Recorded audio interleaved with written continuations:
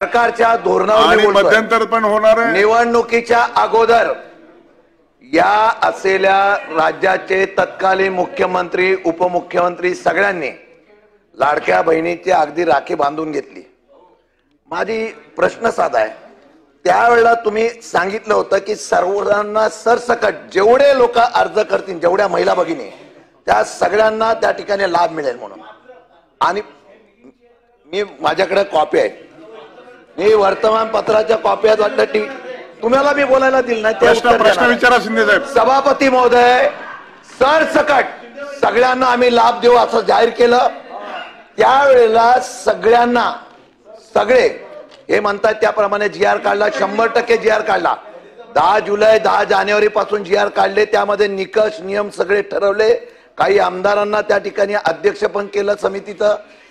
मग तो निकट ठरवून जी नावं आली त्या नावामध्ये जे लाभार्थी झाले त्या सगळ्यांना निवडणुकीच्या अगोदर सरसकट दिलं। त्याला सांगितलं कोणाची नावं रद्द करू नका, आपल्याला निवडणूक जिंकायचं। माझा गंभीर आरोप आहे। आणि निवडणूक झाल्यानंतर तुम्ही निकषाची फाईल काढली। माझा उलटा प्रश्न असा आहे, तुम्ही आता निकष काढता जो अगोदर तुम्ही योजना जाहीर केल्या केल्या तुम्ही जी आर काढला होता। मग त्यावेळेचा ज्याचा मध्ये बंटी पाटलांनी सांगितलं, ज्या वेळेला असलेल्या अधिकाऱ्यांनी तो जी आर तो निकष बघितला नव्हता का?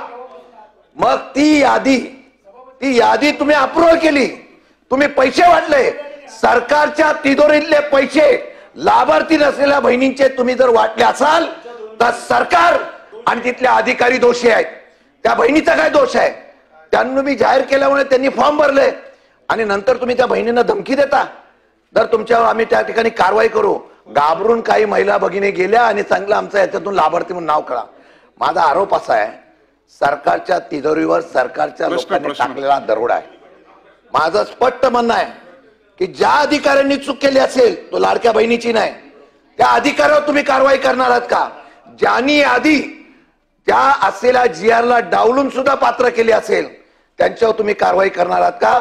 आणि हे करण्यासाठी सरकारच्या कोणी मंत्र्यांनी किंवा मुख्यमंत्र्यांनी किंवा सरकारमधल्या कोणी सांगितलं असेल त्याची तुम्ही चौकशी करणार आहात का? आणि जे लाभार्थी आहेत त्या लाभार्थ्यांची नावं आपण त्या ठिकाणी पहिलं उत्तर दिलं होतं, आम्ही पैसे वसूल करू, आता सांगता आम्ही पैसे घेणार नाही। मग तुम्ही त्या लोकांचे पैसे घेणार नसणार तर तुम्ही अपात्र ठरवलेल्यांना पात्र ठरवताय का? अपात्र ठरवल्यांचे मागचे पैसे घेणार नसतात तर हे सरकार म्हणून मंत्री पैसे भरणार आहात का? आणि तसं जर असेल तर 2100 रुपये तुम्ही जाहीर केले ते कधीपासून करणार आणि अधिकाऱ्यांकडून तुम्ही वसूल करणार का? सभापती महोदय, मला आपल्या माध्यमातून सन्माननीय सदस्य महोदयांना या ठिकाणी